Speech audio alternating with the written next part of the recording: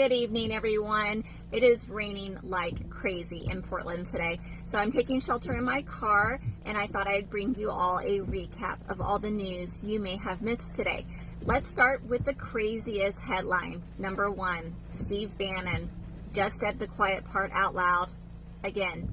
In multiple interviews this week, he claimed there's a plan for Trump to still be president in 2028. His exact words were that Trump's going to be president in 28 and that there are many different alternatives to make it happen. He wouldn't say how, just that at the appropriate time, they'll lay out the plan. And remember, this is despite the 22nd Amendment, which explicitly limits any president to 2 terms. So when you hear the word alternatives, that's not strategy talk. That's authoritarian code for we're working around the Constitution. Number 2, the Justice Department just announced it's sending federal election monitors to polling sites in California and New Jersey. That means government officials from Trump's DOJ will physically be present at local polling places during state elections, something that's usually reserved for when there are serious concerns about voter intimidation or discrimination. And here's what's weird this time. It wasn't civil rights groups or Democrats who asked for it. It was the Republican Party in both states, 2 solidly blue states that usually go against Trump.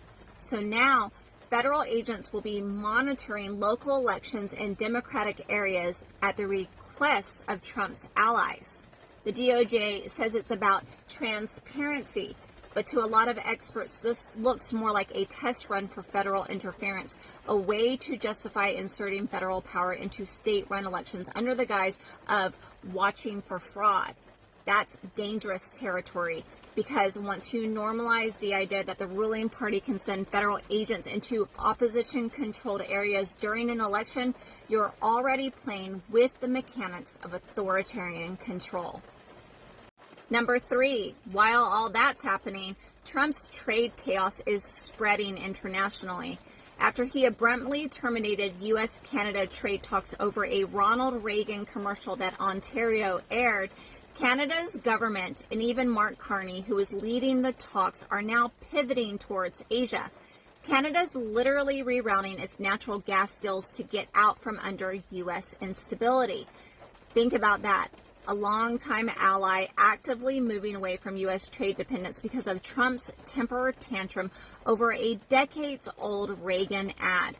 Allies distancing themselves, the global order shifting. This is what happens when a government turns inward and authoritarian. It doesn't just hurt democracy, it isolates us. And number 4, back home, millions of Americans relying on food assistance are about to face real consequences of Trump's government shutdown. The administration confirmed it won't use contingency funds to pay November's SNAP benefits.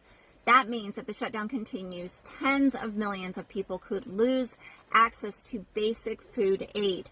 The same week that Trump is pouring hundreds of millions into a gold ballroom and pushing alternative plans for a 3rd term, working families are literally being told no groceries this month. Authoritarian governments always tell you what they value through their budgets. And this one's telling you it values power and spectacle over people. I'll be breaking each of these stories down even further on my Substack and Patreon. Both links are in the bio. It's free to subscribe. Have a good night.